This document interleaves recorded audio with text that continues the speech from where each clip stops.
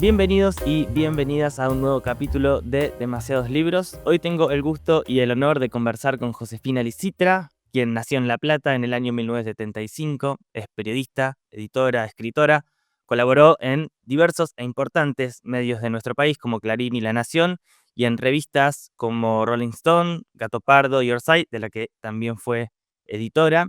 Y además, en estos últimos años está trabajando en la producción de guiones para la industria audiovisual.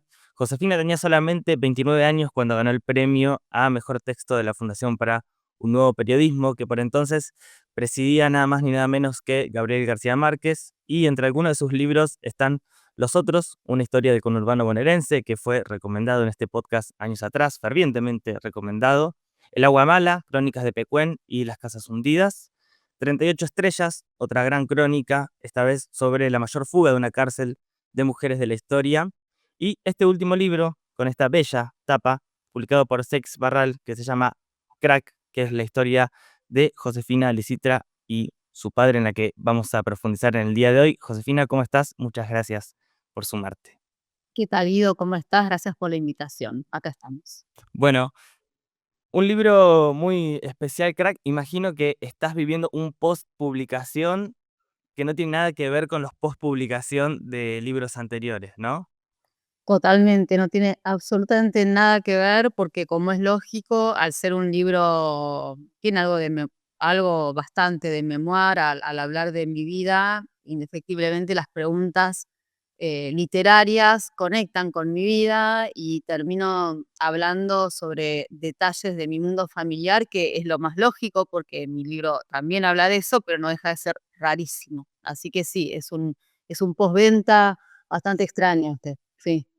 Vamos a contarle a quienes todavía no lo hayan leído y queremos que lean. Este es un libro autobiográfico, una novela de no ficción, podríamos decir, donde Josefina narra los encuentros y desencuentros con su padre, que en el año 78 se exilia a España. Él militaba en una organización estudiantil de izquierda y desde entonces tenés una relación con él marcada por vaivenes, ¿no? Primero por la distancia, pero después también por esos vaivenes, y este libro está atravesado por esas preguntas muy trabajadas en la literatura del padre, que es ese vínculo tan, a veces tan poderoso y que ha marcado la vida de tantos escritores o de tantas personas que después se animaron a escribir sobre ello. Pero narrativamente, Crack está estructurado sobre una visita en particular que hizo tu padre en los últimos años al país y que los lectores estamos pendientes de saber si después de un silencio muy prolongado de su parte, él va a retomar el contacto con vos.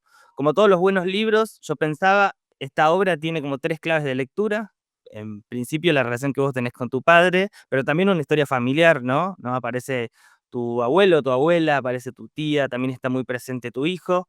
Se puede leer a través de la clave de los 70 y desde otro foco quizás, que es qué pasó con esas personas que se quedaron y quedaron, quizás vos lo decís en el libro, desprovistos de la épica del relato de los 70, pero sobre todo sobre la relación con tu escritura, ¿no? Y con la necesidad imperiosa que vos tenías de escribir este libro o la no posibilidad de escribirlo, ¿no? O la imposibilidad de escribirlo, quiero decir. ¿Cómo estás en tu relación con la escritura ahora que esto ya se publicó?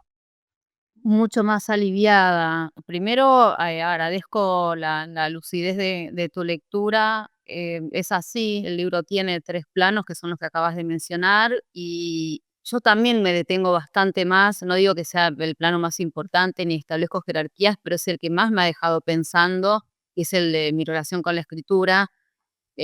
Cuento lo más brevemente que pueda, porque qué tiene que ver esto con el mundo que propone mi padre, o que armamos entre mi padre y yo, el silencio que armamos entre los dos.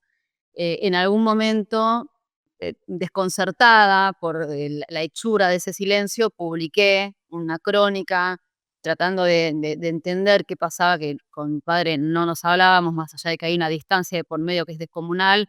El silencio era como, parecía como superior incluso a esa distancia. Ese texto que publiqué en una revista en el extranjero llegó a mi padre, y mi padre, por resumirlo bastante, dio una respuesta que a la vez funcionó como una sanción y me dijo que yo no podía escribir sobre él ni en Argentina ni en la China. Y hubo algo de esa exigencia de mi padre que funcionó para mí como una veda de escritura, y no solo no escribí sobre él, ni en la Argentina ni en la China, sino que lo escribí sobre nada más y dejé de escribir. Cosa que por supuesto me resultó angustiante, no sé si preocupante, porque yo de la escritura igual vivo y seguí viviendo y me dediqué al mundo audiovisual, que es algo que me divierte, me entretiene mucho y de lo que me traigo enseñanzas para trabajar en literatura. Pero más allá de eso, sí había una veda que que se terminó de cerrar con la publicación de este libro, que fue una especie de elemento así de rotura tuvo una especie de rotura de sortilegio. Y por supuesto, mi sensación ahora, después de haberlo publicado y de haber roto esa veda, es de curiosidad, de ver cómo opera eso en mí, que es algo que sabré con el tiempo. Y en principio sí, lo que siento es mucho alivio y como si el disco rígido de la cabeza se me hubiera liberado, que es algo, la imagen más inmediata que tengo es esa. Tengo mucho espacio libre que ahora estoy viendo cómo llenar, pero la sensación la tengo y es muy nítida y es positiva. Eso es increíble porque vos en el libro hay una idea que aparece mucho, que es la necesidad de armar relato para sobrevivir. No quiero que suene tampoco dramático, pero para sobrevivir en los términos más emocionales, quiero decirlo, esto de armar relato para no volverse loco. Citás ahí el diario inconsciente de Santiago Loza, es un libro muy bello también. La necesidad que vos tenés de poner en palabras eso que estaba pasando con tu padre y también la necesidad de entender. Yo leí este libro, uno se imagina un poco cómo fue ese proceso de escritura, o imagina qué estará pensando la persona que escribe, sobre todo en una historia tan personal como esta, y te imaginaba vos con esa terrible voluntad por entender, ¿no? Por empezar a conectar cosas y armar sentidos, y es una voz muy distinta quizás a otros libros tuyos, donde quizás la voluntad de entender tiene que ver con, no sé, descifrar una trama política o entender a una comunidad. Y acá estabas vos en esa primera persona que por momentos era una voz incluso hasta con cierta fragilidad, ¿no? En el mejor sentido de... Sí, es una voz más vulnerable, que es, a ver, la realidad mi realidad, pero también es una construcción, es las 2 cosas a la vez. Lo que es como muy raro, pero, también es una sensación que yo experimento recién ahora, o que experimenté con este libro, no con los anteriores, que es qué pasa cuando, o sea, no solo escribí desde un lugar, a ver, desde una posición que necesitaba ser fortalecida a través de la escritura, porque sí siento que yo arranqué débil y, por decirlo como en términos de arco dramático, y terminé fuerte, como autora, de alguna manera, pero después también hay una construcción, que es, bueno, cómo uno se va a trabajar dentro del texto. Porque si bien el libro, a ver, el material lo puse, lo voy a decir bien melodramático, con el corazón en la mano, yo siento que hay un nivel de exposición y de fragilidad alto, la corrección y el trabajo sobre ese material ya no son en el estado en el que fue bajado y es mucha más, la corrección es mucho más especulativa, que es como uno escribe, digamos, hay que escribirse en caliente, corregirse en frío, bueno, esa línea se puede reescribir de infinitas maneras y yo estoy de acuerdo con esas maneras. Sí sé que hay un grado de fragilidad que está en el texto y que es genuino y a la vez es una construcción, aunque parezca contradictorio, pero me parece que en las crónicas del yo eso se da permanentemente, que es que hay un narrador, que se expone, pero a su vez también hay un escritor que construye a ese narrador y le da un lugar. Ese escritor tiene que ser mucho más lúcido y tiene que estar mucho más entero que el personaje del que habla, que casualmente es uno mismo. O sea, es un desastre, pero por raro que suene, cuando vivís ahora hace como 20 y pico de años, casi, no sé, ya desde los 19, cumplí 50, 30 años que escribo, y también el oficio en estas cosas ayuda bastante. Creo que fui asistida por esos 30 años de tiempo de escritura que me ayudaron. El trabajo de la edición también ayuda, ¿no? A eso. Es un tema, yo sí edité, sobre todo en Orsay, donde edité muchos años, teníamos como un especial predilección por las crónicas del show, de hecho es casi lo único que hemos publicado durante mucho tiempo, porque era lo que más nos interesaba seguir como lectores, como editores, y sí, recuerdo todas las crónicas, pero por ejemplo las de Juan Sclar, que es un autor que ha hecho igual más autoficción en relación a sí mismo, no es que está ligado a lo verificable, pero siempre jugó en una zona, gris que maneja muy bien.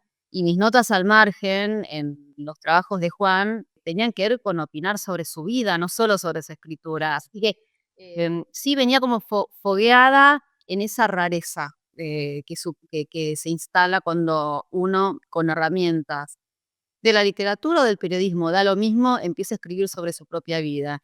Que es así como antes a Juan le decía, Juan, pero ¿por qué le dijiste esto a tu novia? ¿Por qué le dijiste? O sea, se lo ponía a las márgenes y opinaba con desparpajo, y era la manera en que las cosas nos funcionaban a nosotros y de esa forma que los terminamos haciendo amigos. O sea, es una amistad que creció en los márgenes de sus textos. Algo de eso sí, lo retomé con bastante, con relativa, no sé si bastante, con relativa naturalidad al momento de trabajar sobre mí. Y desde este lado del mostrador, te digo que a mí me pasó lo mismo con tu libro, ¿no? Era una conversación permanente con los personajes de tu libro, con tu padre, continua, y también con vos, con las decisiones que tomabas, y por qué hizo esto, por qué no hizo esto, por qué no avanzó hacia esta otra dirección. Eso es súper interesante. Vos en el libro contás que tu método de producción o tu modo de producción es escribir y publicar. Yo pensaba que, a diferencia de muchos otros libros que tienen que ver con la literatura del padre, si querés, en este caso vos tenías como la dificultad de escribir sobre tu padre vivo. ¿Qué características en particular o qué obstáculos te suponía eso a vos, sabiendo además que leíste mucho o que mucha literatura sobre el padre te acompañó en ese proceso de escritura? Me puso infinidad de obstáculos. A ver, uno, por un lado, sí, uno escribe para, eso estoy convencida, uno escribe para ser leído, aunque sea para ser leído por la familia. O sea, hay un montón de gente que se autopublica en ediciones que después regala cuando cumplen, no sé, 40, 50 años, 60, 70 años y ponen, las pone en circulación. O nadie escribe para uno mismo, y si uno se pone un poco más rebuscado, incluso uno como lector ya es un otro leyendo. Ujú. Entonces, y eso desde chica lo sentía así, creo que crecí con esa certeza. Yo escribía cartas a mi padre, desde que, como mi padre estaba en el exilio y yo me quedé acá junto a mi madre, mi relación con él era epistolar, y yo a los 4 años mandaba versitos de 3 palabras por línea, un dibujito, pero después fue creciendo y siempre era como un escrito pensado para ser leído por un otro. Y después, yendo a cómo es escribir con un padre vivo, uno escribe con esa mirada en la nuca. No voy a desmerecer, porque creo que toda literatura familiar y sobre el padre, que es como un elemento fundante, es difícil, pero creo que es otro plano, no sé si mejor o peor, es otro andarivel escribir con tu padre vivo, porque sabes que te va a leer y tenés que ver cómo relacionarte con esa certeza, cómo hacer para que tu texto tampoco sea un texto especulativo de escribo para que me lea, o por lo menos para que esa especulación no tiña el material. En algún momento creo que esa sensación se durmió, como cuando una parte del cuerpo de tan presionada se te duerme y ya deja de alguna manera de estar. Bueno, creo que había tanta presión en esa presencia que en algún momento dejó de impactar, que era la única manera que yo tenía de, por suerte se escribe en solitario. Creo que en todo caso lo que está pasando tiene que ver más con ver cómo me acomodo ahora al post-escritura, donde, bueno, todas esas cosas que valientemente escribí en solitario ahora están circulando. Pasa eso, lo que te pasa a vos, que le pasa a otra gente también, que es opinar sobre mi padre, contarme su vida, también eso pasa bastante, gente que habla de sus desencuentros personales con mucha naturalidad, como si se hubiera abierto un canal. A mí eso me parece hermoso y me acompaña un montón, porque es un momento extraño haber escrito algo con mucha exposición sobre una persona fundante en tu mundo familiar que lo va a leer y que no va a tener una mirada necesariamente positiva sobre eso. Entonces, la gente que me ha escrito usando ese canal que quedó abierto y me cuenta, mi viejo tampoco me habla, bueno, de todo me cuentan. A mí me hace muy bien. Es el famoso mal de muchos, bueno, me hace bien, así sin bochorno lo digo.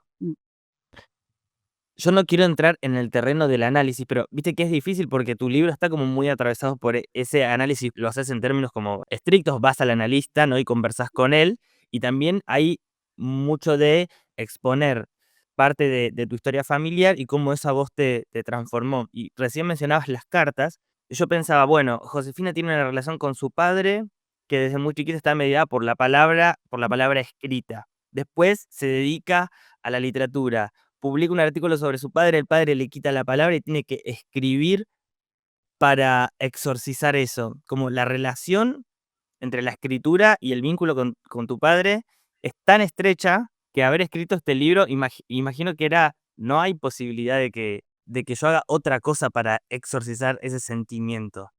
Totalmente, no hay y al punto de que, por ansiedad, no por otra cosa, pero salió el libro, tengo esta sensación de que se me liberó mucho espacio mental y ya estoy por ansiosa, y eso ya se me va a pasar, pero estoy pensando, bueno, ¿qué hago con este espacio? ¿Qué hago? ¿Qué voy a escribir? ¿Dónde me voy a meter? Y ahora ya hay que dejar que el tiempo haga su trabajo, que me parece que es importante y que es casi contracultural, porque hoy es una categoría, la del tiempo, que uno no tiene demasiado en cuenta, pero así, sin tenerla mucho en cuenta por ahora y manipulada por mi propia ansiedad, lo que siento es que siento que lo que tenía que escribir, es si yo me pongo metafísica y berreta al mismo tiempo, digo: "¿Para qué vine a este mundo? ¿Qué tenía que dejar?". Bueno, es esto, o sea, yo ya siento que el testimonio de una vida, absolutamente insignificante, pero con los beneficios de tener como la posibilidad de hacerla un poco más pública por el oficio, que tengo, pero eso ya quedó asentado y creo que casi que es lo que yo tenía que dejar. Y no sé si tengo mucho más, ya encontraré, pero mi sensación fue que llegué hoy lo digo, a lo más que podía dar de mí. Ya después, no sé, todo podrá estar bueno, pero después es como después de desnudarte, ¿qué más haces? O te tenés que encontrar un ropaje estrafalario, hermoso y cambiar el ángulo, o tenés que hacer como ese video de Robbie Williams que terminaba como que quedando hecho un esqueleto, o bueno, voy al esqueleto, no sé qué más voy a hacer, pero, me hago un montón de preguntas en relación a eso. Pensaba en esta otra clave de lectura que es interesante, sé que no es la central, pero, también lo trajiste a colación en varias entrevistas que te hicieron sobre el libro. No deja de interesarme mucho esta perspectiva de los personajes de los 70 que quedaron desprovistos de esa épica del relato nacional revolucionario de esos años y todo lo que pasó después con la reivindicación de los derechos humanos, los procesos judiciales a los militares. Quería preguntarte si esta idea de mirar lo que pasaba e ir construyendo una opinión al respecto de eso, o una mirada, si querés, ¿es algo que estuvo siempre presente en vos o es algo que aparece en la escritura del libro, tipo revelación? Digo, mira, no me había dado cuenta de esto, no había pensado en esto, ¿o es algo que vos venís construyendo desde hace tiempo? Creo que tengo una mirada, voy como rumiando el tema de los 70 desde hace mucho tiempo. Ni siquiera creo que este fue un espacio en el que pude decir algo de lo que siento y quizás no necesite de más espacio, pero, siempre tuve, una duda respecto de la canonización que hay de las personas que más sufrieron los 70. Por supuesto que lo primero que siento es empatía, mucha tristeza, mucha angustia. No puedo sentir otra cosa. De la masacre que fueron los 70, ya no hay mucho más que decir también, me pasa eso, más que decir que fue un horror. Dicho esto, sí, lo que veía, quizás porque a escala familiar se empezaron a ocupar esos roles con mucha nitidez, es que había como un lugar para el héroe, que estaba más o menos habitado por figuras como la de mi padre, que en su caso igual afortunadamente es un hombre que ha sobrevivido a la militancia y que ha construido su vida en otro país, pero con muchos amigos y compañeros de militancia asesinados, que han dejado hijos sin padre, sin madre, bueno, nada que no sepamos, pero no deja de resultarme fundamental decirlo. Pero así como está ese mundo, ese universo de gente, había otros universos de personas como mi madre, digo, porque se me presentó con esa nitidez, quizás lo pude poner así en el libro, que es gente que no solo militó, sino que siguió, con su vida alineada a todo el ideario de derechos humanos que han tenido muertos y exiliados, y que sin embargo, por no haber muerto y no haberse exiliado, y por no adoptar quizás también formas de la narrativa reivindicatoria de los 70 que hubo en los últimos años, quedó como muy empolvada en términos del lustre de la historia, no le fue no les fue dado. Yo lo he visto, mi madre trabajó, doy su caso porque es el de mucha otra gente, trabajó 40 años en un hospital público, le daba su teléfono celular a sus pacientes que la llamaban a cualquier hora, a cualquier día, y mi madre estaba ahí, y no se ha embanderado con eso, que hizo en silencio durante 40 años. Entonces sí, lo que me pareciera que tenía ganas de poner en valor una dimensión de la lucha por un mundo de iguales y de igualdad social que no asume las maneras a las que estamos acostumbrados o que más han sido como visibilizadas. Y me parecía un acto de justicia ponerlo en el libro y de consecuencia con mi propio pensamiento, pues es algo que pienso desde hace mucho tiempo y que hay algo de la narrativa que viene como hay un lado en el que está Renga y yo quería por lo menos restituir ese otro pilar que para mí era importante. Es interesante. Y la otra pata de eso, me parece que es un poco está planteado en términos de resentimiento que tiene tu nono con el progresismo y que en los últimos años de su vida él desarrolla este perfil como más hedonista, contás vos, que tiene que ver con esto, con el goce de los placeres sin culpa o de ciertos placeres sin culpa, porque de alguna manera ese progresismo, ese mundo de las ideas de la justicia social y de un mundo mejor, de un cambio revolucionario que mejore el mundo, le había arrebatado un hijo o lo había alejado de su hijo. Yo quería preguntarte cómo esta historia personal tuya influyó a la hora de entender términos tan pesados para la historia argentina como revolución, justicia social, democracia, incluso la propia palabra traición que atraviesa tanto el libro también, ¿no? Por parte de tu padre, una palabra a la que volvió en varias oportunidades. Ujú. A ver, hay todo un léxico de los 70 que, insisto, lo acompaño. Creo que uno también tiene sus etapas en la vida. Mientras cuando yo tenía 20, 20 y pico de años, o de los 17 en adelante, hice como en la checklist, hice todo lo que tenía que hacer un joven progresista de su tiempo y estoy muy orgullosa de eso y militaba en los ámbitos en los que yo sentía que esa voz podía ser como expandida. Y después también me fui poniendo vieja y creo que lo más saludable es poder poner en jaque no sé si tu sistema de ideas, pero no, el sistema de ideas no, pero sí la manera en que uno comunica eso que tiene para decir y con cuánta virulencia y con cuánta capacidad de escuchar también otras voces sin menospreciar a los que piensan distinto. Sí me volví como bastante más inclusiva al momento de escuchar otras posiciones. Cuando digo otras posiciones no me refiero a avalar ni una teoría de los dos demonios, o sea, nada más alejado que eso, pero sí escuchar otras maneras de entender ese dolor. Y volviendo a lo de mi abuelo, que mencionabas al comienzo, creo que ahí hay algo para atender, que es que lo de mi abuelo es muy pintoresco y fue mi cómplice cuando yo fui muy chica, es un hombre que murió a los 101 años, con quien hacemos como muchas cosas vinculadas a la buena vida de alguien de clase media, media, que es ir a tomar el té a tal lugar, abren una confitería y mi abuelo me llevaba. Y lo que vos decís es que mi sensación, compartida incluso con mi padre, que lo menciona en una carta, es que haber perdido un hijo de alguna manera, porque se fue a vivir a otro país por culpa, lo dio entre comillas, de todo ese universo y de ese léxico y de esa militancia, inevitablemente en un padre puede producir mucho resentimiento con ese sistema de ideas. Y mi abuelo respondió ese resentimiento volviéndose medio frívolo, pero siempre dentro de una escala muy manejable porque no tenía un peso. Así que todo lo que vivía del bolsillo de mi abuela, era algo bastante pintoresco. ¿Qué tomo yo de todo eso? Sí, es tratar de entender que hubo mucha gente dañada por ese dolor de los 70 y que no hay una única manera de responder ese daño. Hay gente que responde redoblando la apuesta y saliendo a pelearla con bombos y platillos literales y figurados, pero hay gente que no lo procesa de esa manera. Hay gente que se resiente, hay gente que pregunta, hay gente que se pregunta si no podría haber sido de otra manera.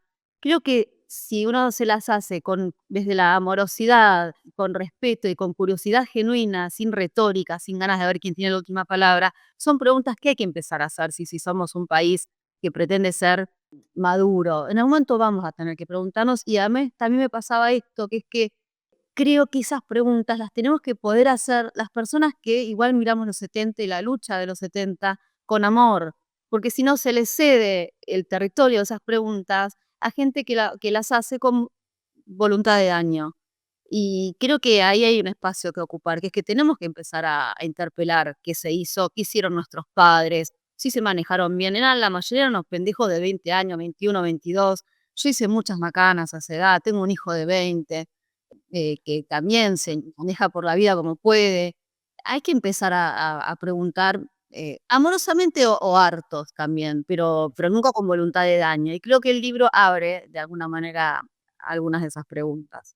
Sí, 100%. Yo te hablaba de tu voluntad de entender y en muchas partes del libro las vi en eso, ¿no? Cuando vos recordás a un padre que está en Madrid, por ejemplo, que tiene 20 y pico de años y que va al teatro infantil a entender o a recuperar algo del lenguaje para poder comunicarse con su hija y decía, claro, era un chico, sin justificarlo, pero era un chico de 20 y pico de años que en su cabeza probablemente estaba explotada por las ideas del marxismo y la revolución y se había tenido que ir de su país. Eso me parece que es muy valioso y vos lo dijiste recién, el poder de las preguntas, ¿no? De las preguntas que están ahí, que además quedan flotando y no intentan necesariamente ser respondidas. Hay una de hacia el final que tiene que ver con, vos te preguntás como, rompimos esto juntos, nos une la capacidad de daño, como esas preguntas que me parece que le dan ese valor, como preguntas sinceras. Antes de ir cerrando, quería, los conté, son más o menos 25 libros los que vos citás para hablar sobre el vínculo con tu padre, más algunos otros donde citas directamente autores o hablas de tu propia obra. ¿Cómo te acompañó la lectura en el proceso de escritura? Nunca antes necesité tanto leer para poder escribir. Siempre hay una relación en mí y calculo que en mucha otra gente entre lectura y escritura, al punto de que cuando yo empecé a trabajar como periodista, sentía que si no leía literatura, escribía peor. Había algo como que se me anquilosaba en la mano al momento de escribir y eso hizo que dejara 3 carreras universitarias. Habrá sido por más de una razón, pero una de las razones era que si tenía que leer textos académicos, no tenía tiempo para leer literatura, y yo veía que eso impactaba en mi forma de escribir y bueno, puesta a elegir, me quedé con la literatura. Y en este caso puntual, a mí me costó mucho este libro. Estuve muchos años, todos los libros son difíciles y todos los libros traen desafíos diversos y puedo enumerar los desafíos de cada uno de los libros que escribí. Este era un desafío tan del orden de la neurosis que no era fácil de atacar desde lo literario, porque yo tenía que atravesar algo propio para juntar las fuerzas y sentarme a escribir un libro que a su vez también en términos de estructura y de planos del relato tampoco era fácil. Y por alguna razón sentía que leer libros de otros me ayudaba a subir una escalera y quedarme en la cima del tobogán y ahí soltarme y largarme a escribir ese día. Y esa subida de escalera la podía hacer solo si leía libros de otros autores, no solo que me inspiraran en términos de cómo escribían, así, con qué figuras retóricas, casi diría que es lo que menos me interesaba, más allá de que son todos libros que están hermosamente escritos, pero sí me interesaba el sistema de ideas que había en torno a por qué uno escribe o por qué uno deja de escribir, porque también ahí sí yo necesitaba explorar algo que no terminaba de entender del todo y también recuperar la dimensión de que no era ni soy única, que mis problemas de escritura los tuvieron muchos otros escritores y yo por alguna razón, a ver, una es muy misteriosa, yo necesitaba, si otros lograron atravesar ese problema, yo, por lo tanto, lograría atravesarlo. Entonces me agarraba de esa casuística para envalentonarme. Nunca, creo que en algún lado lo dije, imaginé que un libro podía ser tan útil. O sea, uno puede encontrar otras funciones para un libro, no la utilitaria. En este caso, yo les pude dar una dimensión que además era utilitaria. Me agarré de esos libros para poder escribir mi libro. Sí. Ayer subiste a tus historias de Instagram varios subrayados de una novela que se llama Triste Tigre, y uno de los subrayados era: "No hay final, solo un tema de guión". Yo pensaba en tu historia, ¿no? Atravesada primero por las cartas, después por ese artículo que se publicó en Orsay, ahora por Crack, por este libro que salió. ¿Pensás que la escritura va a tener otros capítulos más, este guión en el vínculo con tu padre o con tu familia en general? No lo sé, realmente, no puedo aventurar nada. Sí, lo que me gustó de esa cita, que siento que está buenísima, es que una cosa es la vida y otra cosa es el relato que uno logra hacer sobre su vida. Y eso, ahí es cuando aparece la dimensión del guión, que es, bueno, uno logra encontrar un comienzo, un desarrollo, un final dentro del relato, pero después, bueno, la vida es la vida, no está. Por eso es tan importante, o a mí me resultó tan importante poder escribir, que es darle una narrativa, es darle un orden, darle un principio, un fin, es muy ordenador mentalmente hablando. Por eso también la gente se analiza, porque es un lugar en el que uno va a hablar, o sea, a bajar ese todo, bajarlo a un puñado de palabras. No sé qué va a pasar con mi padre. De todas maneras, más allá de que lo que yo más quiero en el mundo es que mi padre aparezca, realmente, o está entre las cosas que más quiero en el mundo, creo que si no quisiera aparecer, yo estoy tranquila igual. Y el poder escribir este libro tiene que ver también con eso, con poder estar, pacificada, sabiendo que hice todo lo que estaba a mi alcance, que me quedó en la mano un libro que también funciona como memoria familiar, que es la clase de cosas que yo quiero que mi hijo tenga en su biblioteca, y realmente estoy tranquila. Después todo lo que venga por fuera de esa narrativa que logré armar, no estoy pendiente, ni dependiente de eso. Josefina, gracias por este bellísimo libro, además de una portada muy muy linda que tiene a vos de niña y a tu padre en espejo, ambos retratados como conejos. No vamos a contar mucho más sobre eso, así la gente también curiosea, va y compra esta novela publicada por Sex Barral. Gracias por este libro y gracias por la conversación, la verdad, por tu amabilidad y generosidad en las respuestas. Bueno, Guido, muchas gracias a vos por tus preguntas y por tu lectura que es impecable. Me da como fe en el futuro y en las nuevas generaciones. Gracias a vos, de verdad, un gran lector. Bueno, muchas gracias.